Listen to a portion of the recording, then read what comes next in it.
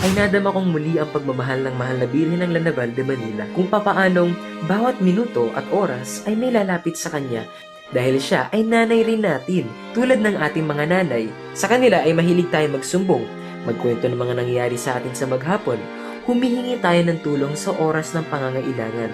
Iyan ang naobserbahan ko sa iyo, mahal na ina, hoping na makabalik at makita ka naming muli. Viva la Virgen! Mga kapanalig, dito po sa left wing ng ating simbahan ay makikita po ang Our Lady of Lanaval. At makikita rin po natin ang ilang mga kapanalig natin na patuloy sa pananalangin ng Santo Rosario, pagbulong ng kanilang mga prayer intentions at ng kanilang mga kahilingan. At dito na naman po nagtatapos ang isa na namang Adventures dito po sa Santo Domingo Church. Makita-kita po tayo mga kapanalig. God bless us always. Kita-kits! Patuloy